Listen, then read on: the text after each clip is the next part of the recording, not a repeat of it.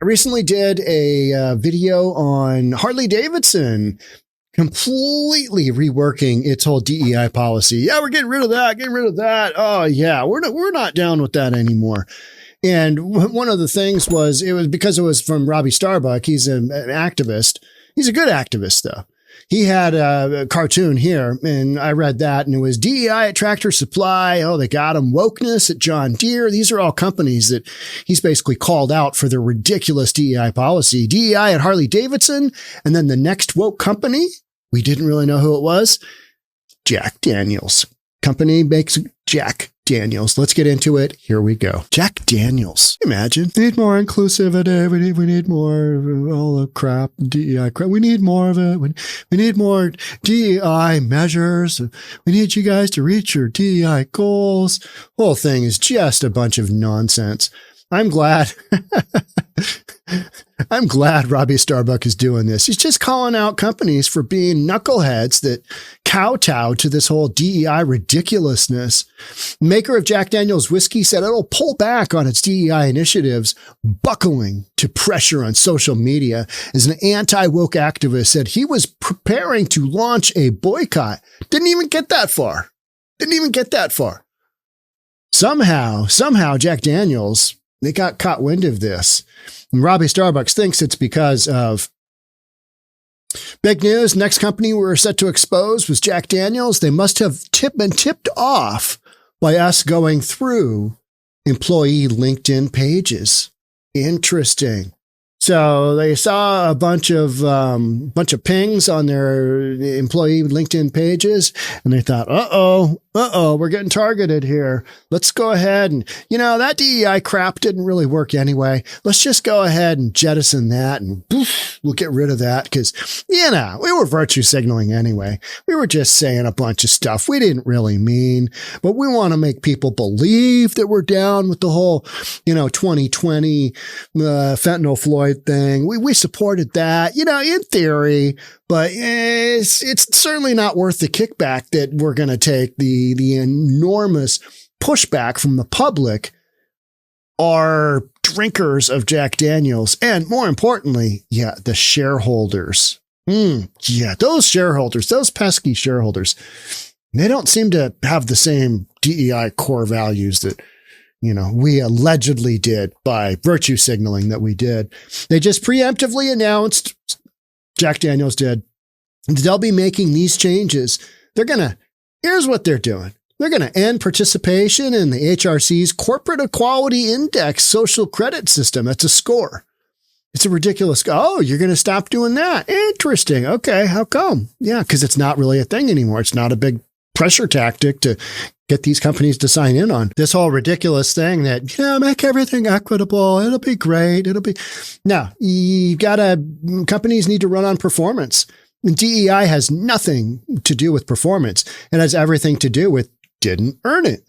Quite simply. I mean, just how you got this because, you didn't deserve it, but we're just going to give it to you because, they're going to get rid of executive employee bonus and goals being tied to business performance, not DEI. Interesting. So based on actually what people are doing for the company to make it a better company so that the company can actually meet real business goals. Oh, okay. Yeah. So we're just basically, canning the whole DEI thing. All right.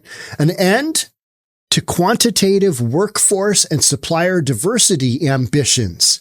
We want this to be all so diverse and it's going to be great. And we're all going to sing Kumbaya afterwards. And if it's a business, you need to have folks that are willing to put in the work, and those who do well rise to the top. Everybody else, there's somewhere in the middle, and there's going to be some people on the bottom. You always got to have people on the bottom, right? And those are the ones that don't work all that hard. And, that happens. It's the way it goes. It's called capitalism. Yeah. Those who don't work that hard. Yeah. So cutting woke trainings. So they've got a handful of things that they're working on that I think they basically we got to send something out. We got to automatically just cut a bunch of this crap. What are we going to do? So here's the, dear colleagues, Brown-Forman was founded more than 150 years ago on the promise of delivering nothing better in the market, yada, yada, yada, yada. We remain true to this promise today and fundamentally believe we are better together, except we're going to get rid of all this DEI crap because we know the hammer's going to get dropped and we don't want to get Bud Lighted, right? We don't want to get Bud Lighted. For those of you who haven't followed this story, 𝗪𝗧𝗛𝗪, he went after Tractor Supply Company. He went after John Deere. He went after Harley-Davidson. Harley-Davidson. All these companies that you would think would have nothing to do with this on the corporate level have gone after this, having the right DEI score, having the right, all this crap, just a bunch of crap, because it doesn't have anything to do with running your business effectively. It has nothing to do with how you run your business. It has to do with virtue signaling. Oh, look at all the people that I hired over here. They're not good employees and they're flaky as you know what. But we're going to go ahead and hire them anyway because they checked the right box. If that's not discriminatory, I don't know what is. For these reasons and more, we launched our diversity and inclusion strategy in 2019. Since then, here, get this. Since then, the world has evolved. Oh, it's evolved to the point where we're just shit canning DEI? Okay. All right. I'm down with that. Our business has changed. Well, you had DEI in your business model and now you don't. So you're saying you got rid of the DEI because it wasn't working? Well, it wasn't working. We all knew that anyway. And then on top of that, you were getting called out. So I see how this goes. All right. And the legal and external landscape has shifted dramatically. The legal and external landscape. Does that mean out there and with the law that DEI is illegal? Is that what you're saying? It's changed. The landscape and DEI has changed. All right. That doesn't mean we're doing more DEI, does it? It means we're cutting it out. Why is that? Is that because from the legal and external landscape, it wasn't ever legal to begin with? Interesting. Okay. Particularly within the United States. Oh, I see. So if you were a company operating, say, just in Europe, you'd be doing the same thing? Probably. And by same thing, I mean, you'd just be doubling down on that DEI and we'll see where it goes. Probably. So they're literally calling out the United States. Oh, yeah. Yeah, they're kind of holding us our feet to the fire on this bad boy DEI thing. It's not working out good for us. We got to get rid of it. We got to just get rid of it. With these new dynamics at play, now they're blaming dynamics.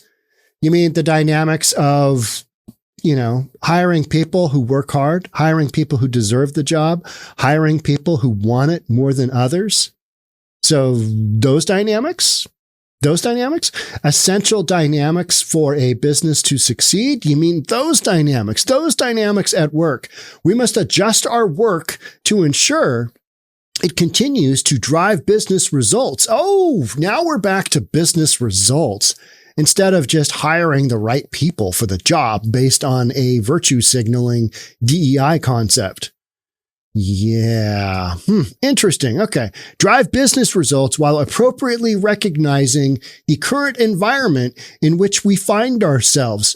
Meaning they're looking around going, oh, Lord, did you see Tractor Supply Company? Did you guys see what happened to Bud Light? You guys see, we don't want to get Bud Lighted. Did you guys see what happened to That just happened to Harley-Davidson. He called out all their nonsense and oof, yeah.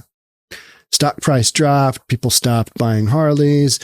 I don't know if you saw, one of the stories was at Sturgis, big motorcycle rally, if you're not familiar with Sturgis. At Sturgis, the Harley-Davidson, a bunch of videos were made. The Harley-Davidson tent, booth, whatever it is, didn't have a lot of folks at it. There's still a lot of guys who ride, love the Harley-Davidson. There's going to be people drinking Bud Light that are closet Bud Light drinkers till this all kind of blows over. And by blow over, I mean billions and billions in shareholder equity gone because Bud Light did the ultimate DEI.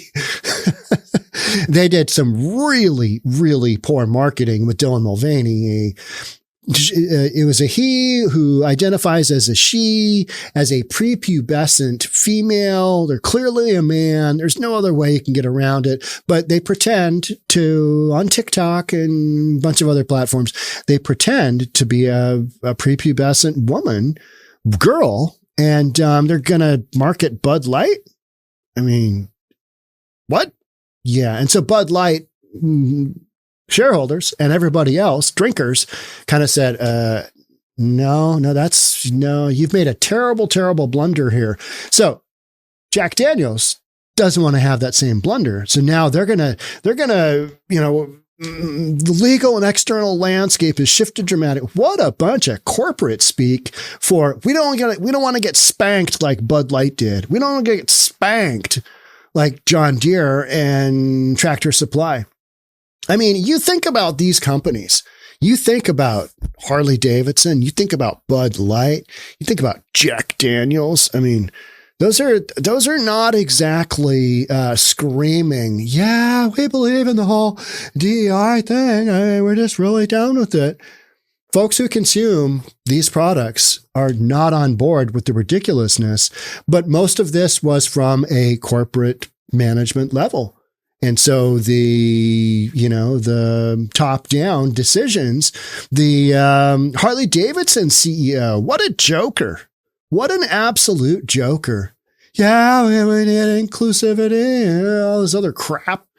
And then all of a sudden, yeah, we're going to, things have changed. Times have changed. We've got different goals now. We're actually going to try and make some money for our shareholders. Plus, we just, we don't want to tell you this, but we want to avoid that whole massive drop in, corporate equity, stock price. We can't have that. So let's go ahead and proactively, and that's literally what Jack Daniels has done before Robbie Starbuck could get to them. It's wild. It's wild. I think it's great. I love it. Spirits giant Brown-Forman Corporation, with a market capitalization of $21.37 billion, is the latest company to scrap its diversity, equity, and inclusion program following Harley, Tractor Supply, and John Deere. When you see people drinking Bud Light now, you think, yeah, that's aggressive. That's aggressive. How about folks wearing the John Deere hat? Hey, you're wearing a John Deere hat. Are you down with the whole, Nah, you're going to have a lot of farmers out there still sporting the John Deere. Aren't you? Are you? I don't know. I'm not much of a farmer. I do have a garden, and I have what I call an orchard, which is 3 apple trees. A lot of work. Who knew? So much work. You got to spray it with this, and you got to actually water the trees. Who knew? Yeah, a lot of stuff. You got to pick them up off the ground. Otherwise, all these animals come into your yard and just eat these half-eaten apples and just throw them in my garden. Yeah, it's nature, right? Dangerous out there. It's tough. Major firms that rely heavily on a red state clientele have been caving to boycott pressure from corporate activist Robbie Starbuck, who said Jack Daniels was next on his list. Remember? You got this? Where was that? Right here. The next woke company. Oh, it was Jack. I don't know. I don't know how you feel about Jack Daniels, but I'm not a hard liquor guy. I'm just not. I'm not. It doesn't work well with my system. And I invariably, if I have any amount of hard alcohol at all, it doesn't, just doesn't work for me. We are now forcing multi-billion-dollar organizations to change their policies without ever posting, just from fear that they have being the next company that we expose. Brown-Forman will stop linking bonuses and all that good stuff. Company previously tied 10% of executive short-term compensation to progress on DEI goals. What a bunch of crap. Just absolute horse you-know-what. Just nonsense. Oh, y'all going to tie it here. It's going to be your metric. Did you reach it? Did you reach it? I reached it, but now we're going to bleed money in that department. Well, as long as you reach the DEI, merit, then we're all good. It's all good because, this is just a bunch of virtue signaling anyway. And that's what it was, right? Since then, the world has evolved.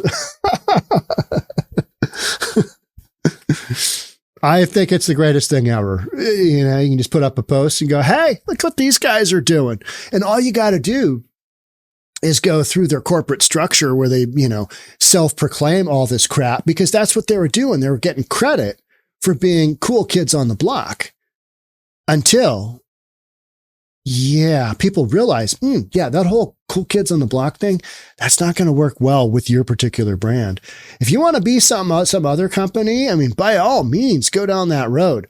But as more of a conservative type individual, I'm probably not going to consume whatever you got. It doesn't make any sense for me.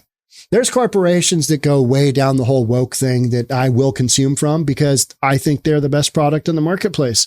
Should I be consuming from them? Probably not. But the honest truth is, I don't want to go to second best because it just doesn't work for me. But, these companies that virtue signal, we're your manly man, Jack Daniels, you know what I mean? It's like Marlboro cigarettes. They can't really advertise anyway, right? Can't advertise the way they used to anyway. But remember the Marlboro Man? Remember that? That campaign was just a manly man, right? Could you imagine? Oh, yeah, and by the way, our DEI goals were met this quarter. Get back to smoking your cigarette. Okay. All right. Yeah, the Marlboro Man. It was a thing. It was a manly man's deal, but now it's diversity, equity, inclusion. Yeah. It hurts their image because consumers feel like they're not putting the best people in place, but rather keeping score. That's exactly what it always was. They're just keeping score on this metric that had nothing to do with successful business practices. But people wanted to say it did so that they could get the score. They get the big corporate, just a bunch of nonsense, right? And this group of consumers were not born yesterday and raised this way. And the consumers are the ones kind of driving these boycotts. So didn't even have to go down this crazy road of calling them out for the ridiculousness. And Jack Daniels just go ahead and proactively said, and they cut their ties with this ridiculousness. We'll see. We'll see if there's any kickback on Jack Daniels as it is, because Jack Daniels drinkers are going to be going, I didn't know that. I had no idea. What's another big whiskey company? I don't even know, right? I don't know. I don't know. Hard alcohol is not my thing. When I go to my buddy Dan's bar and he starts talking about his relationships with the alcohol providers and we're talking about this, I don't even know most of the alcohol companies, the vodka companies. I don't even know who they are. I'm like, what? That's because I don't drink any of it. I don't consume any of it. Does that make me a bad person? Nah, I just don't know what I also don't know a lot about, what's fashionable out there right now. Oh, that brand is great too. You know what I mean? But companies that have been stomped on because of their DEI policies. Yeah. Pretty wild stuff. So I say, Robbie, keep going, keep dropping the hammer on these ridiculous companies, because we need to know what it is that we're consuming. And if you're okay with that, all right. And if you're not, go to another company that doesn't have this woke crap. All right. That's it for me on this one. Thanks so much for being here. Love to have you subscribe, do all that good stuff. And I'll see you in the next episode. Bye for now.